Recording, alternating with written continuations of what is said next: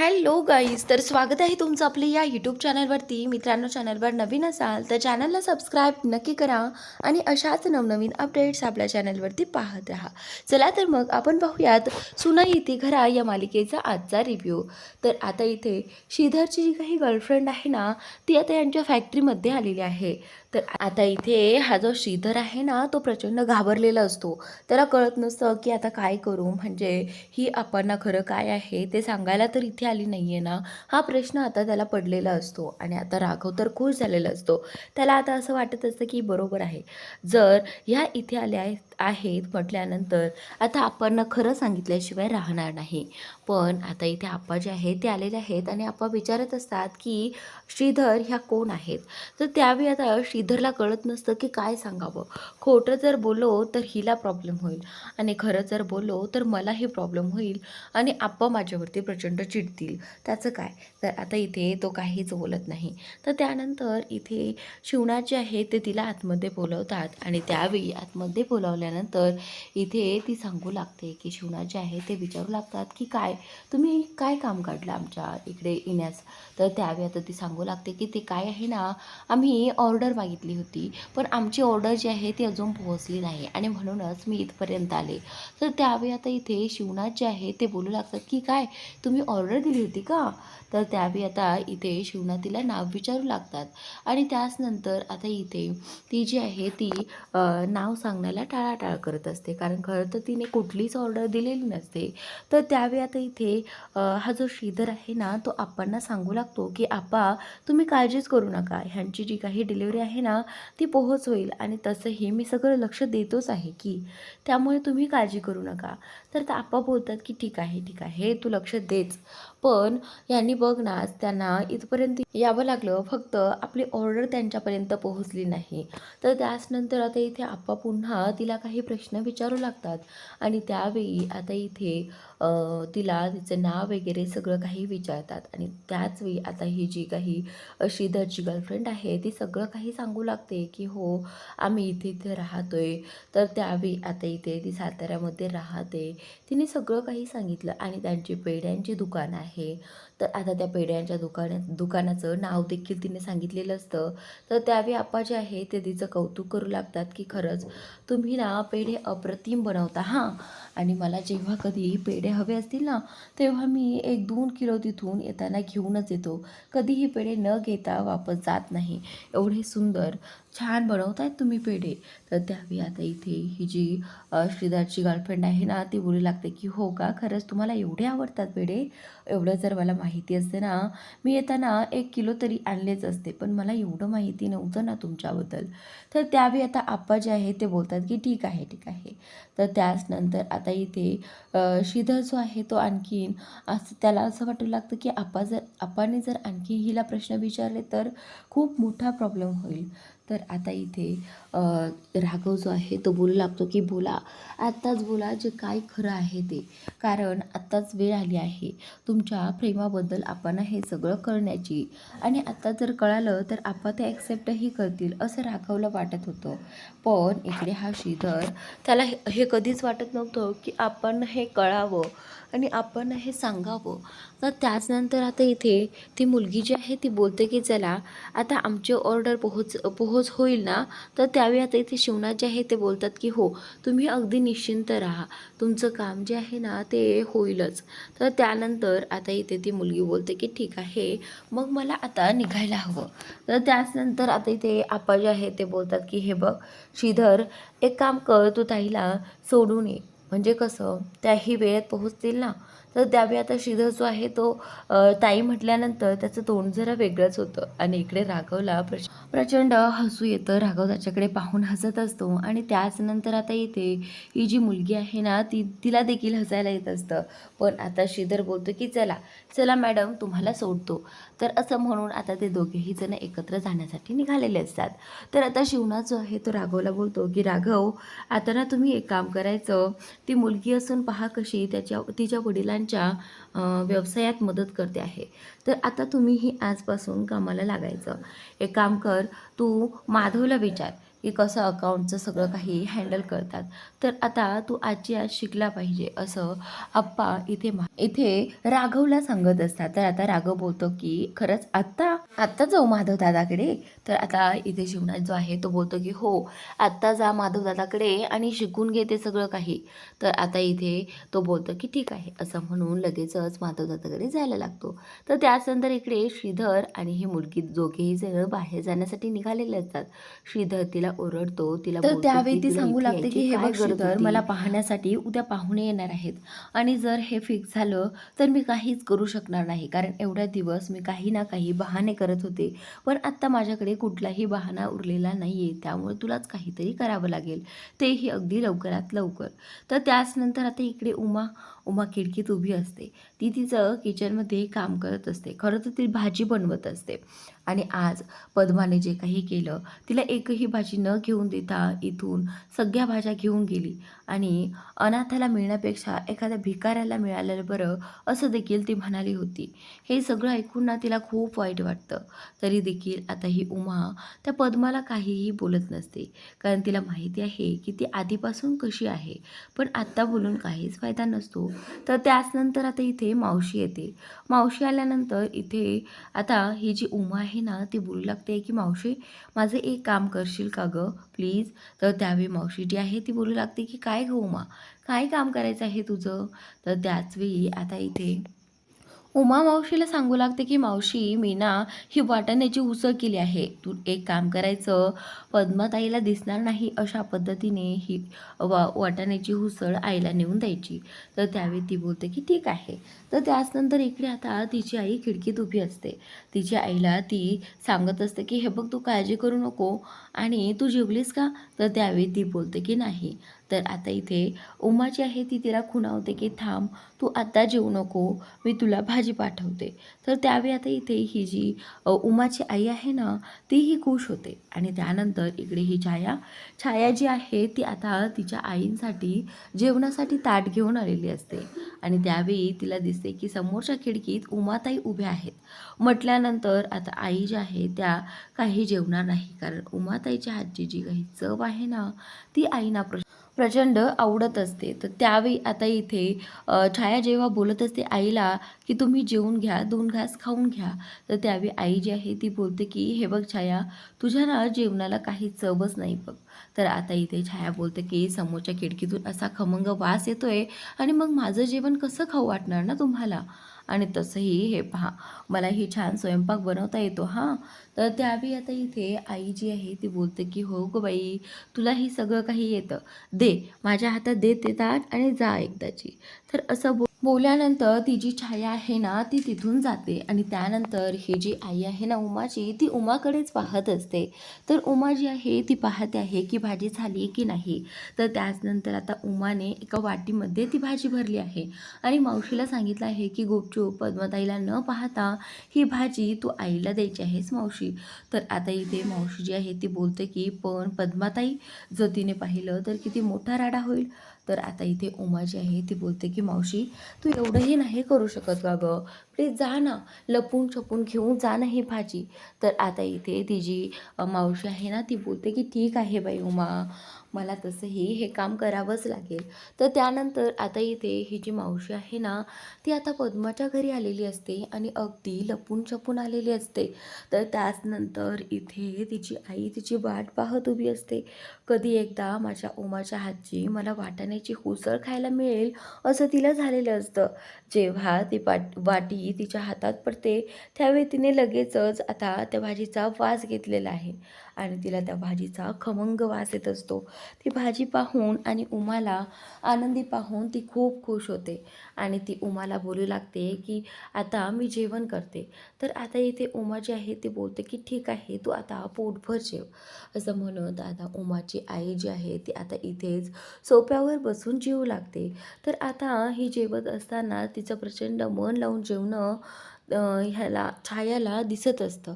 छाया जी आहे ती म्हणते की खरंच मुलीच्या हातच्या जेवणाची जी काही चव आहे ना, ती आपल्याला कधीच येणार नाही, असं छायाचं झालेलं असतं. ती बोलते की आई तुम्ही जेवा आता पोटभर असं म्हणत आता इथे तिची आई जी आहे ना ती जेवणासाठी बसलेली असते.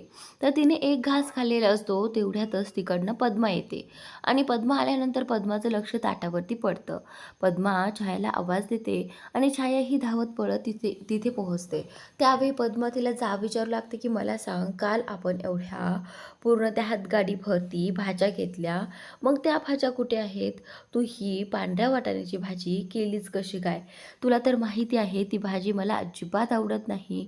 मग ही भाजी आपल्या घरात झालीच कशी? तर त्यावेळी आता छाया जी आहे ती सांगायला जाते, पण तिच्याकडनं तू मैमै होत असते. तिला माहिती झालं की आता छाया खोटं बोलत आहे. कदाचित खरं असतं तर ती सांगूनही बसली असते. पण आता इथे तिला पाहायचं असतं की ही भाजी नक्की आली कुठून? तर त्यावेळी आता इथे तिच्या लक्षात तर आलेलं आहे की ही भाजी नक्कीच उमाने बनवलेली आहे. कारण उमाच अशा प्रकारची भाजी बनवायची. तर त्याच वेळी आता इथे ते ताट पाहून ना ती चिडचिड करू लागते, छायावरती ओरडू लागते की तुझी हिंमत कशी झाली वगैरे सगळं काही बोलत असते. आणि त्यावेळी तिची आई जी आहे ना ती बोलते की हे बघ पद्मा, आता तू खूप वर्ष झाले तिच्यावरती रागराग करते आहेस. पण मला सांग, तुला ही तिच्या हातची चव खायला आवडत होती ना, मग तू अशी का वागते आहेस पद्मा? हे बघ आता थोडं तरी स्वतःला बदल, असं म्हणत आई जी आहे ती पद्माला शांत करण्याचा प्रयत्न करत असते. पण आता इथे पद्मा जी आहे ती थोडीशी नरम होते, कारण तिला ही आता या उमाच्या हातची चव किती वर्षांपासून खायला मिळालेली नसती, असं तिचं झालेलं असतं आणि ती थोडीशी इमोशनल होते. तर आता आई जी आहे ते बोलते की काय गं पद्मा, काय झालं? तुला ही उमाच्या हातची भाजी किती आवडायची ना, तू विचार कर ना एकदा, सगळं काही आठवून बघ. तर त्यावेळी आता इथे ही जी पद्मा आहे ना ती बोलते की सगळं काही आठवायची गरज नाही आई, आणि माझ्या सगळं काही लक्षात आहे. तर त्यानंतर असं म्हणत ती लगेच तिथे खाली वागते आणि ती भाजीची वाटी घेते. वाटी घेतल्यानंतर आता इथे आईला कुठेतरी वाटतं की पद्मा कदाचित ती टेस्ट करून बघेल. पण पद्मा ती टेस्ट न करता आता इथे पद्मा दुसरंच काहीतरी करणार आहे प्रेक्षकांनो. तर नक्की पहा.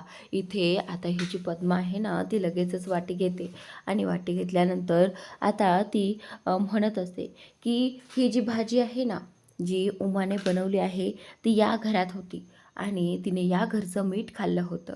तेव्हा या घरात होती तेव्हा मी तिच्या हातचं खात होते. तेव्हा मला तिच्या हातचं आवडत होतं. पण आता तिने आपल्याच घरचं मीठ खाऊन आपल्यालाच फसवलं आहे.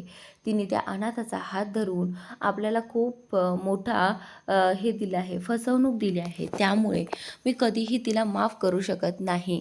आणि आई, तुलाही सांगते की तू ही आता इथून पुढे असे वेडीचाळी करायचे नाही, असंही पद्मा आईला सांगत असते. तर त्याचनंतर आता इकडे राघव फॅक्टरीमध्ये माधवकडे आलेला आहे आणि माधवला हेच सांगत असतो की दादा, आज तरी आजचा दिवस जाऊ देऊ नको, आज तरी तू आपांना खरं काय आहे ते सांगून टाक. आणि हे बघ, आप्पा जे आहे ते आता मधुराकडेही जातील, कारण तिने जॉब सोडला आहे म्हटल्यानंतर तुला माहिती आहे ना, आप्पा विचारपूस करण्यासाठी तरी नक्कीच जातील. तेवढ्यात तिथे आप्पा येतात आणि आप्पा आल्यानंतर पाहत आहेत की मधुराच्या डेस्कवरती मधुरा तिथे चेअरवरती बसलेली नसते. तर त्यावेळी आता तो माधवला विचारू लागतो की माधव, ही मुलगी माधुरी का आली नाही आहे? तर त्यावेळी आता इथे माधव जो आहे तो बोलतो की आप्पा, तिने राजीनामा दिला आहे, तिला ही नोकरी नाही करायची आहे. तर आता आप्पा बोलतात की काय, तिला ही नोकरी का करायची नाही आहे, त्यामागचं तिने कारण सांगितलं का? तर त्यावेळी आता माधव जो आहे तो बोलतो की नाही आप्पा, मला त्यामागचं कारण माहिती नाही आहे, पण फक्त तिने ही नोकरी सोडली एवढं मात्र नक्की माहिती आहे. तर आता आप्पा बोलतात की हे बघ माधव, तू मला माहीत आहे तू प्रामाणिक आहेस, पण तू सतत असं डोकं खाली घालून काम नाही करू शकत, तुला सगळीकडे लक्ष द्यायला हवं, असं आप्पा तिथे म्हणत असतात. आणि त्या आप्पा जे आहे ते बोलतात की थांब, मी एक काम करतो, मी ना त्या मुलीच्या घरी जातो आणि तिला विचारतो की काय झालं आहे बाबा, काय प्रॉब्लेम आहे, तुला काही त्रास आहे का इथे? तर त्यावेळी आता इथे हा जो माधव आहे ना तो बोलतो की आप्पा, काय तिच्या घरी?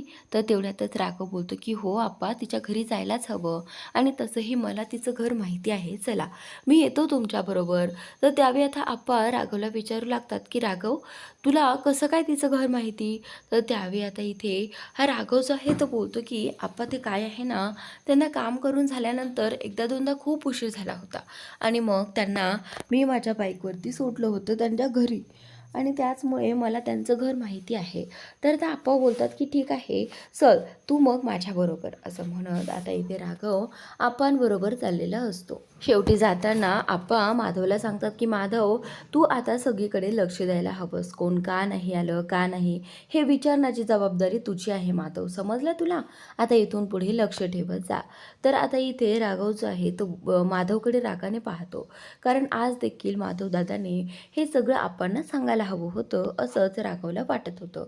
तर त्याचनंतर आता इथे हा जो माधव आहे ना, तो लगेचच मधुराला फोन करतो आणि फोन केल्यानंतर इथे मधुरा खूप आनंदी होते की माधवचा फोन आलेला आहे. तिला वाटतं की कदाचित काहीतरी गुड न्यूज असेल, पण त्यानंतर इथे ती फोन उचलल्यानंतर बोलू लागते. तर माधव जो आहे तो तिला सांगू लागतो की मधुरा, तू आज ऑफिसला आली नाही आहेस म्हणून आप्पा जे आहे ते तुझ्या घरी येत आहेत. तर त्यावेळी आता इथे मधुरा जी आहे ती बोलते की काय, आप्पा माझ्या घरी येत आहेत? खरंच किती आनंदाची गोष्ट आहे नाही? तर त्यावेळी आता इथे माधव जो आहे तो तिला बोलू लागतो की हे बघ, जास्त खुश होऊ नकोस. खरं तर आप्पा फक्त फॅक्टरीच्या कामासाठी तिथे आले आहेत, तुझी विचारपूस करण्यासाठी तिथे आले आहेत. बाकी त्यांना काहीही अजून माहिती नाही आहे. आणि हे बघ, मी कळूही देणार नाही आहे. मला माझ्या आप्पांच्या विरोधात जायचं नाही आहे, त्यामुळे तू माझं ऐक. तर माधव जो आहे तो मधुराला बोलतो की हे बघ मधुरा, आत्तापर्यंत मी तुला काहीच मागितलं नाही आहे. फक्त एक गोष्ट मागतो आहे की आपल्या प्रेमाबद्दल आप्पांना काहीही कळता कामा नये, कारण मीही सांगितलं नाही आहे आणि मला असं वाटतं की तूही याबद्दल आप्पांना काही समजावंसं आणि सांगावंसं. तर त्यावेळी आता इथे तो रिक्वेस्ट करतो, त्यामुळे मधुरा जी आहे ती माधवचं ऐकते. तर आता इकडे ही पद्मा जी आहे ती बोलते की आई, तुला ना खूप त्या घरची भाजी खावीशी वाटते का? थांब, आता ही मग मी बघते की तू त्या घरची भाजी खातेच कशी. तर त्यावेळी आता इथे ह्या पद्माला आठवतं की कशाप्रकारे उमा तिच्यासाठी पोहे घेऊन यायची आणि तेही अगदी गरम गरम बनवून. खरं तर तिच्या हातचे पोहे जे आहेत ना, ते पद्माला प्रचंड आवडतात. पण तरी देखील आता ही पद्मा जी आहे ती असं दाखवते की तिला या उमाचा खूप राग येतोय. तर त्याचनंतर आता पद्मा जी आहे ती आईला सांगू लागते की ते काही नाही, मला आता पहिलं काहीही आठवायचं नाही, पण आता इथून पुढे आपल्या घरात त्या घरातल्या भाज्या येणार नाही. तर त्यावेळी आता इथे लगेचच ती पाटी घेते आणि बाहेर चालत चालत जाते आणि पाहते की समोर किचनमध्ये उमा उभी आहे. तर आता जसं ती पाहते की उमा हे सगळं पाहते आहे, तेवढ्यातच आता या पद्माने ती वाटी जी आहे भाजी ती त्या उमाच्या समोर फेकली आणि ती सगळी काही भाजी सांडली जाते. तर हे पाहून आता इथे उमाला खूप वाईट वाटतं. खरं तर तिच्या आईलाही वाईट वाटत असतं, पण आता इथे तिच्याकडे कुठलाही पर्याय नसतो. आनंदाने आई ती भाजी खात जेवत होती, पण तरीसुद्धा या पद्माने हे कृत्य केलं, तिला खूप वाईट वाटतं. तर आता उमा ही रडत असते की हे सगळं काय होऊन बसलं, म्हणजे पद्माताई कधी सुधारणारच नाही असं तिचं झालेलं असतं. तिच्या डोळ्यातनं अश्रू वाहत असतात आणि इकडे आई जी आहे तीही रडत असते आणि पद्मा तिथून निघून जाते. पद्मा गेल्यानंतर उमा आणि आई दोघीही एकमेकांकडे पाहत असतात, तेही खिडकीतून, आणि दोघीही एकमेकांकडे पाहून रडत असतात. थोड्याच वेळाने उमा देखील तिथून निघून जाते, कारण तिला आता आईना काय बोलावं हे देखील कळत नसतं. पण उमाला मात्र खूप वाईट वाटत असतं. आज जे काही झालं ना त्या सगळ्यावरून खूप तिला त्रास होत असतो. तिच्या डोळ्यातनं अश्रू लगेच येतात. तर त्याचनंतर आता इथे उमा जी आहे ती तिथून निघून जाते. पण उमाला खूप त्रास होतो ज्यावेळी तिची आई रडत असते. आईला रडताना पाहून तिला खूप जास्त त्रास होत असतो, पण तिच्या हातात काहीच उरलेलं नसतं. तिला आईसाठी काहीही करता येत नव्हतं. ना तिला शांत करता येत होतं, ना तिच्या जवळ जाता येत होतं. उमासाठी हे सगळं खूप कठीण होतं. तरीसुद्धा आता इथे उमा स्वतःला खंबीर बनवते. तर त्यानंतर राघव आणि शिवनाथ दोघेही जण मधुराकडे आलेले असतात. मधुरांना विचारायचं असतं शिवनाथला की तू जॉब का सोडला. तर त्यावेळी आता इथे राघव जो आहे तो बोलतो की हे पहा ताई, तुम्ही खरं सांगा, हा तुमचं कारण खरं जे आहे ना तेच सांगा, बाकी खोटं काही सांगू नका. तर आता इथे मधुराला कळत नसतं की काय सांगावं, खरं कारण काय आहे ते. तर ती विचार करत असते की काय सांगू. तर त्यानंतर आता इथे राघव तिला बोलतो की काहीही असेल तरीही आमचे आप्पा तयार होतील, हां तुम्ही बेझिझक सांगू शकता. असं म्हटल्यानंतर आप्पा जे आहे ते ते राघवकडे पाहत असतात. तर आता इकडे श्रीधर आणि ही मुलगी दोघेही जण आता चाललेले असतात. तर त्यावेळी आता ती बोलते की हे बघ, मला उद्याच पाहुणे पाहायला येणार आहेत आणि जर त्यांनी हे सगळं फिक्स केलं ना तर मी काहीच करू शकणार नाही श्रीधर, तुलाच काहीतरी लवकरात लवकर करावं लागेल, असं दोघेही जण गप्पा मारत असतात. आणि त्यावेळी आता इथे शिवनाथने त्या दोघांना बोलताना पाहिलेलं आहे. तर पुढील भागात घरी गेल्यानंतर राघव जो आहे तो शिवनाथला म्हणत असतो की आप्पा, माधव दादाला आणि श्रीधर दादाला तुमच्याशी थोडं महत्त्वाचं बोलायचं आहे. तर आता दोघेही जण खूप धाडस करून आप्पांसमोर आलेले असतात. पण खरंच आप्पांसमोर ते त्यांची जी काही मनात इच्छा आहे, जे काही त्यांच्या मनात आहे ते सांगू शकतील काय, हे पाहणं उद्याच्या भागात रंजक ठरणार आहे. तर नक्की पहा आणि चॅनलला सबस्क्राईब नक्की करा.